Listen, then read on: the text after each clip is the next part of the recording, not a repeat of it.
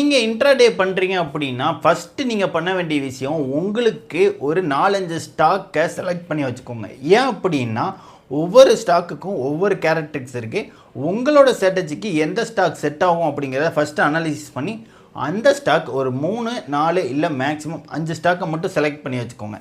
அந்த 5 ஸ்டாக்கை மட்டும் டெய்லி வாட்ச் பண்ணி உங்களோட ஸ்ட்ராட்டஜியில் என்ட்ரி கிடச்சா மட்டும் ட்ரேட் எடுங்க. ஏன் அப்படின்னா ஒவ்வொரு ஸ்டாக்குக்கும் ஒவ்வொரு கேரக்டரிஸ்டிக்ஸ் இருக்குது.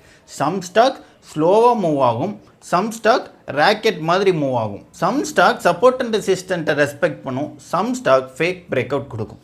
அதனால நீங்கள் பண்ண வேண்டியது என்ன அப்படின்னா ஃபஸ்ட்டு உங்களுக்கு எந்த மாதிரி ஸ்டாக்ஸில் செலக்ட் பண்ணணும் அப்படிங்கிறத ஒரு 5 ஸ்டாக்கை மட்டும் எடுத்து வைங்க. சில பேர் டெய்லி ட்ரேட் பண்ணுங்கிறக்காண்டி 10 ஸ்டாக் 15 ஸ்டாக் அவங்களோட வாட்ச் லிஸ்ட்டில் வச்சுருப்பாங்க. அதை நம்ம டெய்லி ஃபாலோ பண்ணி ட்ரேட் பண்ண முடியாது, நிறைய ட்ரேடு மிஸ் ஆகும். நம்ம ஸ்ட்ராட்டஜி படி ஒரு ட்ரேடு மிஸ் ஆச்சு அப்படின்னா நமக்கு எமோஷன் வந்து ஏதோ ஒரு ஸ்டாக்கில் என்ட்ரி போட்டு ப்ராஃபிட் பண்ணலான்னு நினச்சி லாஸ் பண்ணுவாங்க. அதனால நீங்கள் ஃபஸ்ட்டு செலக்ட் பண்ணுங்கள். நீங்கள் எத்தனை ஸ்டாக் செலக்ட் பண்ணீங்க அப்படிங்கிறத கமெண்டில் சொல்லுங்கள். இந்த மாதிரி யூஸ்ஃபுல்லான இன்ஃபர்மேஷனுக்கு நம்ம வீராஃபின் சேனலை ஃபாலோ ஆர் சப்ஸ்கிரைப் பண்ணிக்கோங்க. இந்த வீடியோக்கு ஒரே ஒரு லைக் மட்டும் கொடுத்துக்கோங்க.